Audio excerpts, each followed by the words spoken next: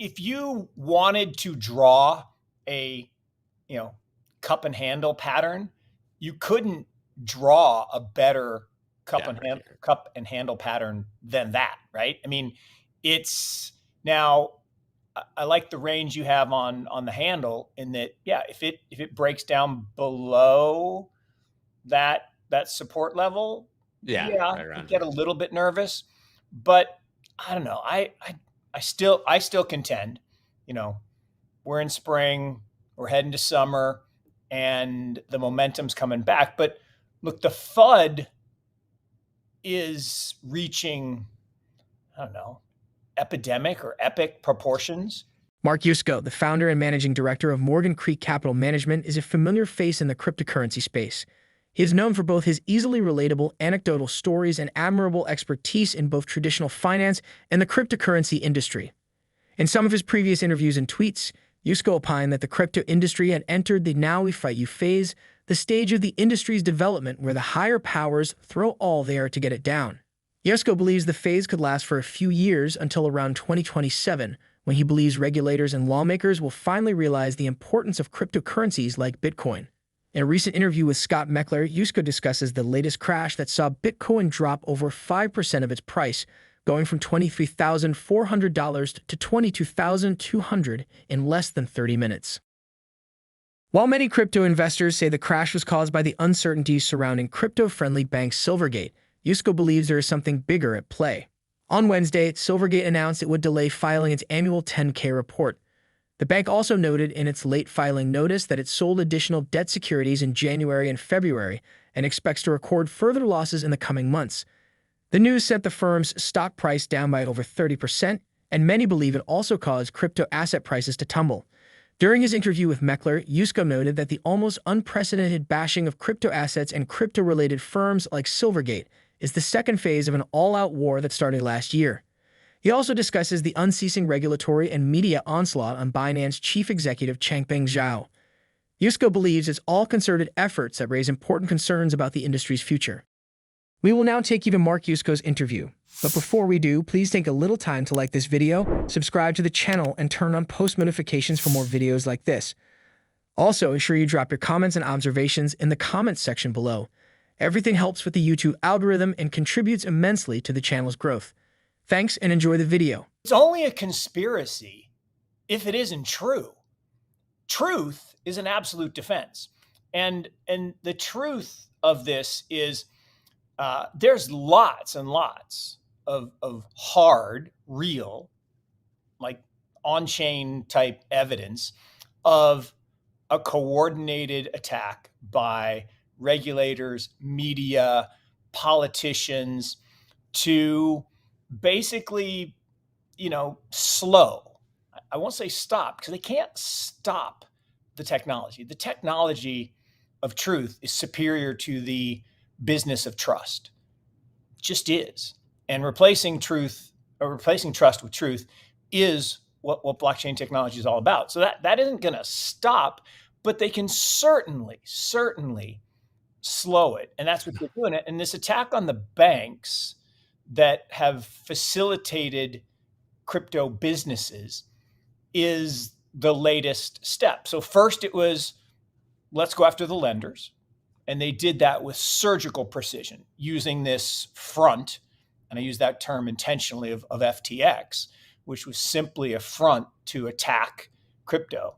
Was never real, was never, it was the second largest exchange in the world. No, it never was, not even close. So anyway, and then this attack on CZ, I'll actually say totally intentional and totally targeted, because he gets the added bonus that he can be labeled China. It's amazing, but because he happens to be a Chinese national, he can be branded. Look, I've seen his name and Binance's name linked to CCP. Right? Of course, people say people always say he's a puppet of the Communist Party. And so, show me the evidence, right? And it's really interesting in that, look, if you want to go back to the roots, right? CZ was engaged with, and Binance was engaged with the beginnings of FTX, right? And Alameda. Okay. And then there was this transaction, and then there was this kind of fight, and then there was the basically declaration and uncovering of the really bad money laundering, all the bad stuff that was going on. Now those people are unhappy because they've been exposed, so they're trying to turn the vitriol on him. And I'm like guys, I just called a spade, and I admire his resilience in the face of some pretty powerful people coming after you, and I always admire his positive energy, I guess. In the aftermath of the FTX collapse, CZ received a lot of criticism from several quarters about his alleged involvement in the collapse of the rival exchange. Since then, the Chinese-Canadian business executive and Binance have had to face a barrage of FUD, especially in the United States. Earlier in the week, Forbes published a report alleging that Binance used customer assets for its own purposes, much like what happened with FTX and its sister company, Alameda Research. According to the report, Binance allegedly transferred $1.8 billion in stable coin collateral to hedge funds, leaving its investors vulnerable to a sudden bank run. Forbes said it reviewed on-chain data from August 17 to early December to reach its conclusion. The firm has since debunked the report as a rumor. A company spokesperson told reporters, Binance does not and has never invested or otherwise deployed user assets without consent under the terms of specific products. Binance holds all of its clients' assets in segregated accounts which are identified separately from any accounts used to hold assets belonging to Binance. Let us know what you think of the latest round of FUD against Binance as we bring you more clips of Yusko discussing the current crash and Silvergate. We all want this market to be robust and healthy. But here's my take. When you have the vast majority of an asset completely illiquid, right? I mean, there's the super illiquid, the stuff that's probably lost or stolen or locked or can't get a multi-sig name or signature. Okay, then you got the piece of the I'm a hodler and I'm never, pry it out of my cold dead hands. But then you've got the people who are actually accumulating, and they're actually in a buy mode, not a sell mode. So you get this increasing foundation of just illiquidity. So the marginal trading, and that has to cycle through over and over and over again.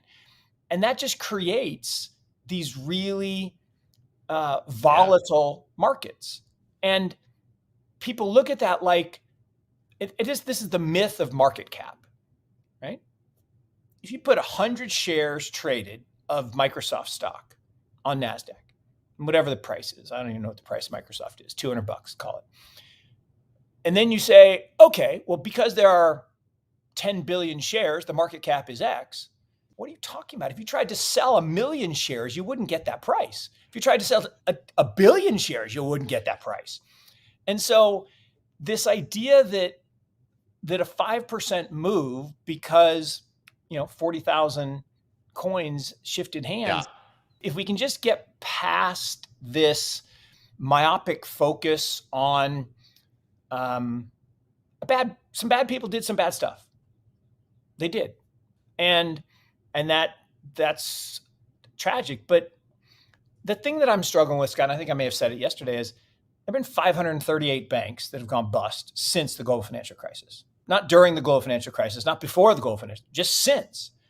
Do we talk about, we should all just get out of banking. We should all get our money out of the bank. Should we this banking thing is broken. It doesn't work. That proves it. No. One exchange goes down. 2 exchanges, 10 exchanges. There are 500 exchanges. And we say, well, we don't need exchanges. Yeah, we kind of do. And we probably don't actually need 500, but we need some. And we need the ability to transact, between ourselves until such time as the world is completely on-chain and DeFi, which is not tomorrow.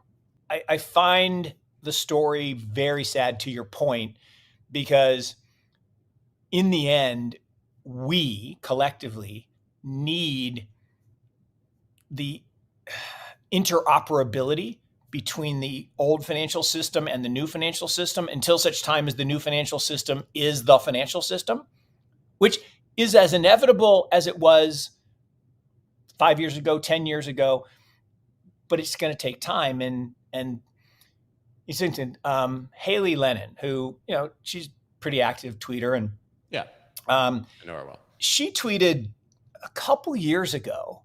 I think she actually may have worked with Silverbank I don't know. I can't remember the exact things, but she tweeted, look, if the regulators want to take us down, right? If they want to take the industry down, it's the on-ramps and off-ramps of the banks.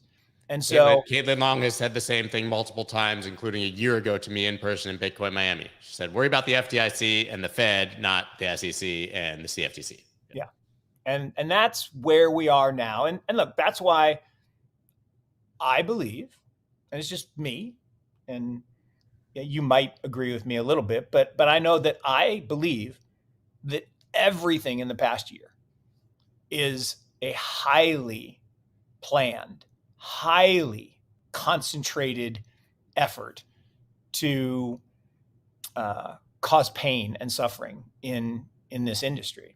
It ain't, it wasn't Sam and Caroline. They were not the masterminds of anything. They were the useful idiots. It's way above their pay grade. And some really, really powerful people are pulling the strings, and they're not done, right? The then they fight you phase, it started last year.